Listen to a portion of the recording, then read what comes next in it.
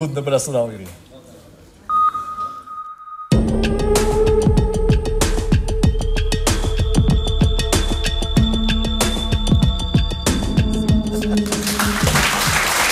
Ora, o assunto é mesmo saúde, não os clubes. Bom, depois mais logo tratamos da saúde.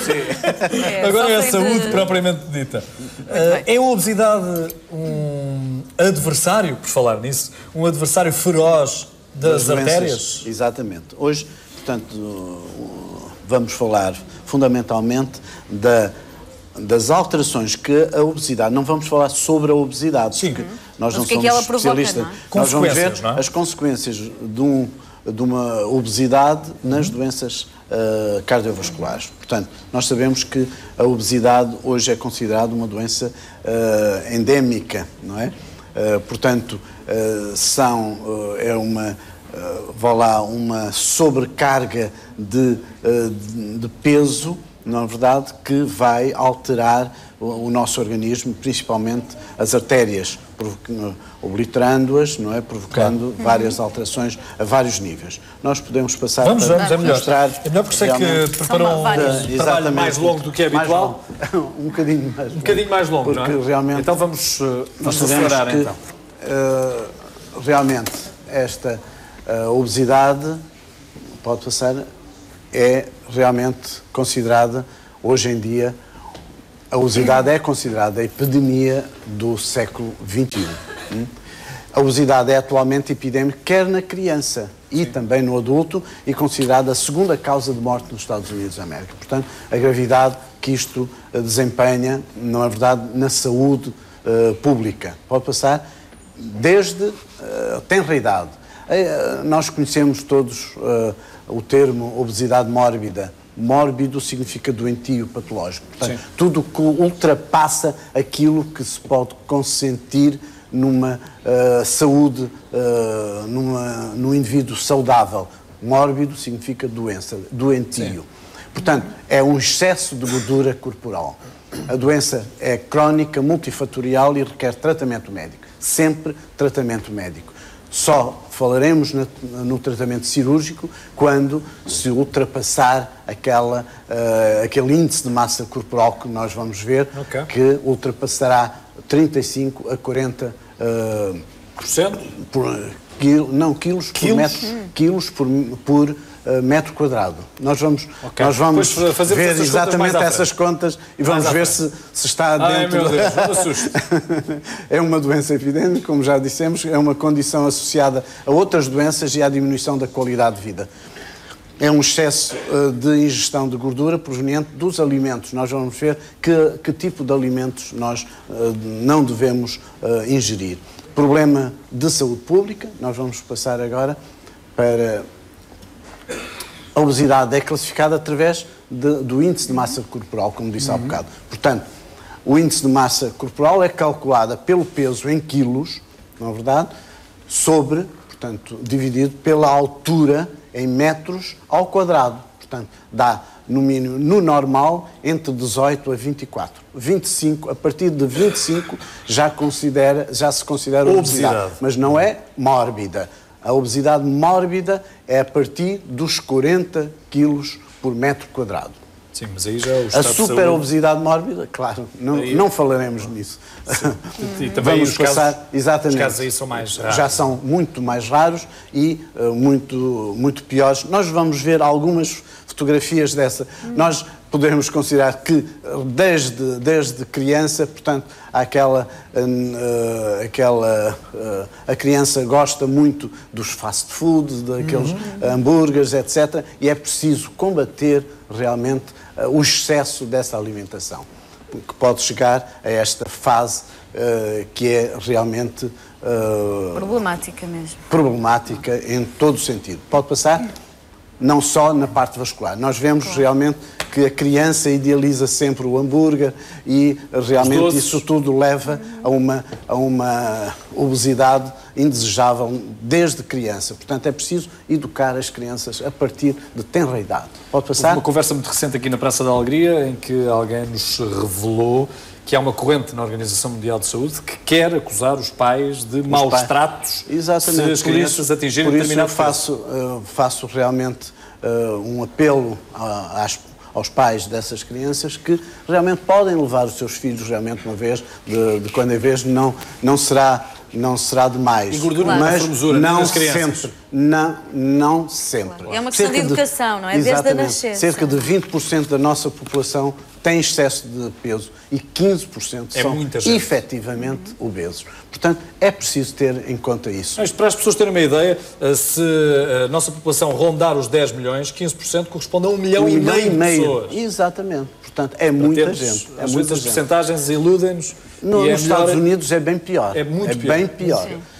Está associada a um grande número de doenças cardiovasculares que nos interessam, a diabetes quase sempre incluída, alguns tipos de cancro, na verdade o cancro do cólon, por exemplo, a hipertensão, que leva a doenças, ao acidente vascular cerebral, a primeira causa de acidente vascular cerebral, e a apneia do sono. Realmente, se nós eliminarmos a obesidade, evitamos estas consequências que são muito graves. Pode passar? A obesidade está associada à diminuição da esperança de vida. Um obeso, certamente, que vive menos do que um não obeso. Isto não é apenas uma opinião da sua clínica, são números. São números, exatamente. Estatisticamente já calculados. Está aprovado. Está aprovado. Pode passar? A gordura visceral, que é aquela que, efetivamente, nós devemos medir. Como é que se mede? Portanto, está relacionado com fatores de risco mais do que do índice de massa corporal. Sim. A gordura visceral obtém-se através da medida do perímetro da cintura. Uma simples fita métrica, não é? Exatamente. Nós vamos ver. Há dois tipos de distribuição da obesidade, portanto, desta gordura visceral. Androide, que é tipo do homem, não é verdade? Tem uma forma de maçã, chamada distribuição em maçã, que é muito maior risco do que a ginoide, que é própria da mulher, em forma de pera, menor risco. Nós vamos ver aqui qual é realmente a maneira de se medir esse perímetro abdominal. 94, veja, a sua é muito menor, não é? Não sei. 94 no homem e 80 na mulher. São realmente os índices aceitáveis para uma pessoa normal, sem obesidade. Nós vemos que isto realmente, o comer é um prazer. É um prazer, mas é um prazer que pode levar a situações como estas, mas impressionantes, que felizmente que nós não vemos muitas situações destas. Mas começa na tenra idade, em comer a padaria da família, vamos lá, come-se muito pão, muita gordura. O problema é o pão, não será tanto o pão, será que incluímos no pão, e também incluir no pão, exatamente como esta gravura. Pode passar? A distribuição de gordura, fundamentalmente a gordura visceral, que se avalia pela medição é que se associa aos fatores de risco cardiovasculares e à doença metabólica. Portanto, aqui é que nós vemos que onde é que a obesidade se influencia, portanto, no aparecimento das doenças cardiovasculares. Traduzindo para miúdos, doença metabólica para os nossos telespectadores é... doença metabólica é o conjunto de outras doenças que se associam à obesidade. Por exemplo, a hipertensão, por exemplo, as doenças renais, doenças cardiovasculares, portanto, são todas essas doenças associadas e à diabetes. A redução do peso é importante e deve ser lenta, progressiva e sustentada. Portanto, a primeira indicação que nós devemos realmente dar a um obeso é que reduza realmente o seu peso. Mas devagar, não é com medicamentos. Portanto, a medicação só deve ser utilizada quando realmente a dieta não for bem equilibrada, progressiva e sustentada. Não é emagrecer de um dia para o outro, como há por aí alguns esquemas que não são realmente os recomendados. A redução da gordura visceral permite reduzir a mortalidade, morbilidade e associados aos fatores de risco e às doenças cardiovasculares. Pode passar? Portanto, é preciso reduzir. São os que contêm Agora, esses alimentos que nós podemos considerar chamados os alimentos funcionais são aqueles dirigidos realmente para... são substâncias biologicamente ativas que, ao serem adicionados a uma dieta, desencadeiam processos metabólicos ou fisiológicos de que resulta uma redução do risco de doenças cardiovasculares. Nós vamos dar alguns exemplos desses alimentos funcionais. Não são mágicos, como eu vou dizer depois. São os alimentos funcionais, os nutrientes isolados, os produtos de biotecnologia, aqueles produtos arranjados ou produzidos no laboratório, suplementos dietéticos, alimentos geneticamente construídos e derivados também de plantas. Como vamos ver neste slide, são os flavonoides, como por exemplo, exemplos, os citrinos, os brócolos, as couves, o tomate, a berinjela, as nozes. Os ácidos gordos ômega 3 e 6, os peixes azuis. Eu tenho ouvido aqui muitas vezes falar-se, não é, nestas alimentações que tem, aliás, que na Praça da Alegria temos que trazer mostrado, não é verdade? Os peixes azuis são aqueles gordos. Muitas vezes dizem, eu posso comer um salmão, é o melhor peixe para comer. Portanto, peixes azuis, a linhaça e as nozes. As nozes é um dos alimentos fundamentais. Os alimentos probióticos são os lactobacilos, que ajudam na flora intestinal, iogurte, leite fermentado. Os prebióticos, as fibras, a chicória, a cebola, o alho, a alcachofra, o mel. E as catequinas, que é a uva, o vinho tinto, muito recomendado, porque muitas vezes eu posso beber um bocadinho de vinho, com certeza pode e deve. Se for um copinho. Se for, realmente, de uma forma muito medida. Comedida. Pode passar. Se for uma alimentação... quantidade de um copinho. Porque exatamente. Se for só falar no copinho, as pessoas depois vão enchendo o copinho, não é? Meio vazio e meio cheio. Exatamente. Uma alimentação saudável não está ligada somente ao tipo de alimento ingerido, mas também ao estilo de vida. Quer dizer, não é só dizer eu faço isto, mas depois levo uma vida sedentária, não faço desporto e também o meio ambiente em que vivo. Portanto, tudo isto é preciso para um doente, um obeso que quer diminuir o seu peso, deve olhar pela sua alimentação, para o seu estilo de vida, portanto, provocar diminuir o stress também e provocar maior redução do sal. Na verdade, dentro da sua alimentação, o sal é muito importante. E as ervas aromáticas podem ajudar. Exatamente, para compensar o sal, exatamente. Os alimentos funcionais não devem ser considerados alimentos mágicos. Não quer dizer eu como nozes e fico uma maravilha. Não é nada disso. Mas, sim, alimentos aptos a proporcionar uma vida sã num estilo de vida saudável. Pode passar? Nós, agora, este é o meu último slide para falar sobre a cirurgia bariátrica, que é a cirurgia da obesidade.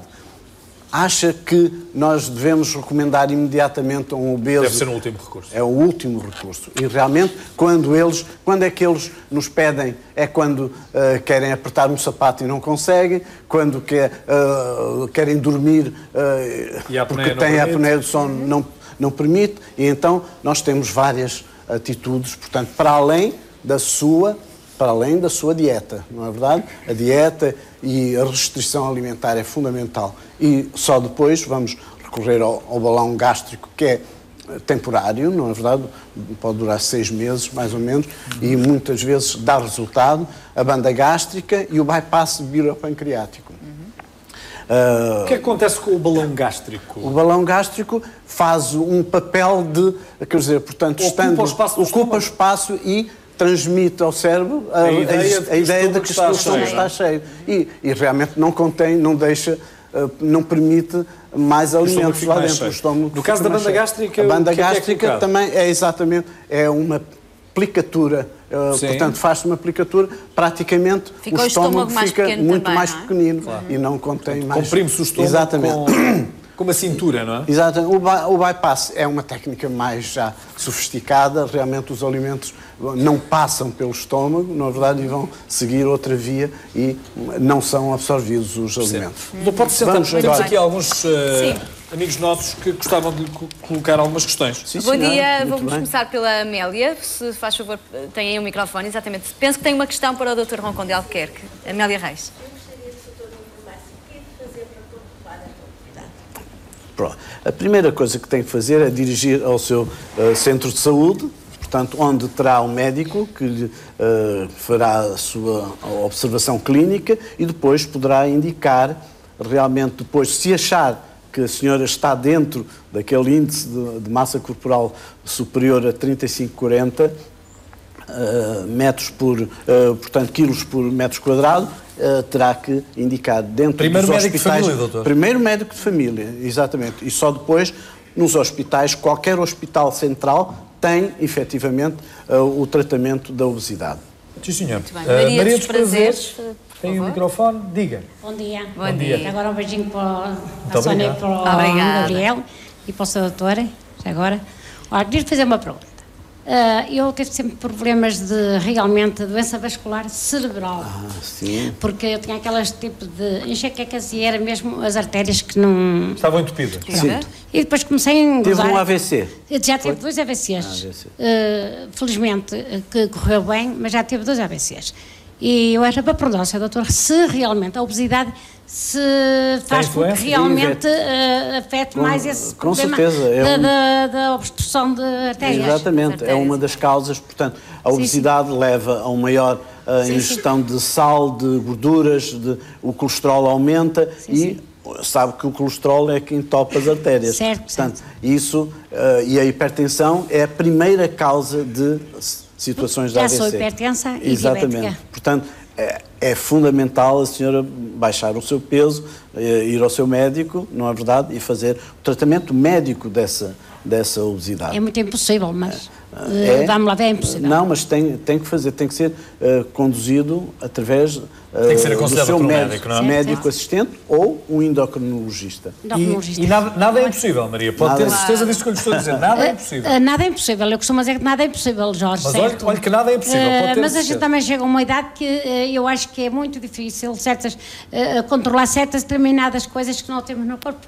Por exemplo, vocês só perguntam, tenho um problema da tiroide. Também exatamente, por isso. Pronto, tudo tem influência. Acho que tem que tratar. Por isso é fundamental a senhora ser conduzida pelo seu médico de família e depois ele indicará qual é o especialista que a senhora deve ir. Claro que o principal será um endocrinologista e depois um médico de cirurgia vascular e um neurologista. Minha querida Maria, não se esqueça que não é só o peixe que morre pela boca.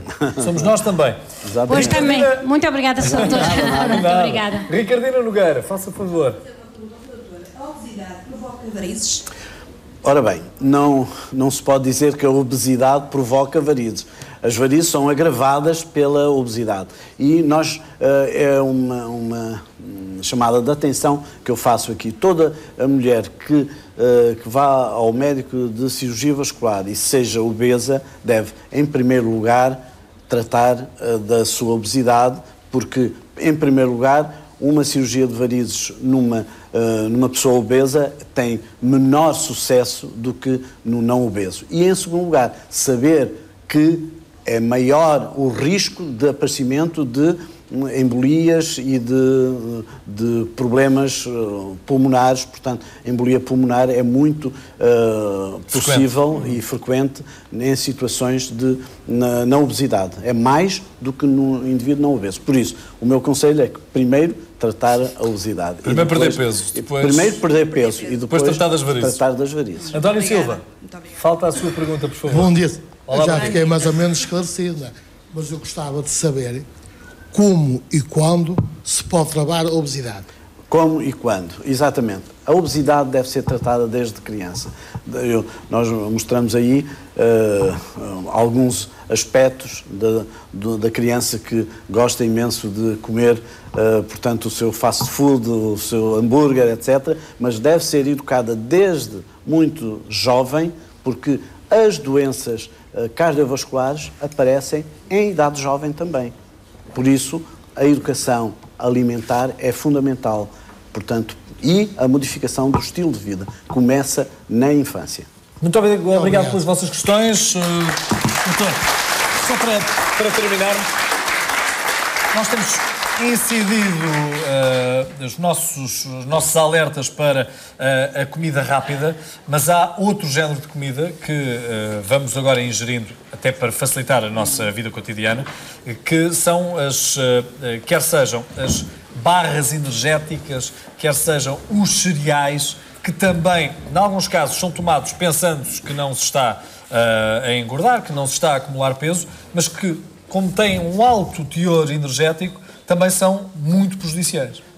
Também são, portanto, nem tanto ao mar, nem tanto à terra. Nós devemos fazer uma alimentação sempre equilibrada e ter todos os princípios ativos. Portanto, desde hidratos de carbono, mesmo gorduras, é fundamental incluirmos na nossa alimentação. Não podemos abolir completamente as gorduras, não se pode eliminar.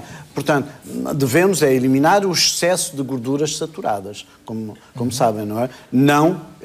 Não podemos eliminá-las na totalidade. Doutor, eu penso que no precisamos, fundo... para a absorção, para a produção da vitamina, algumas vitaminas são lipossolúveis. Claro, no fundo é seguir a pirâmide dos alimentos. Exatamente. Claro, tentar respeitá-la o melhor possível.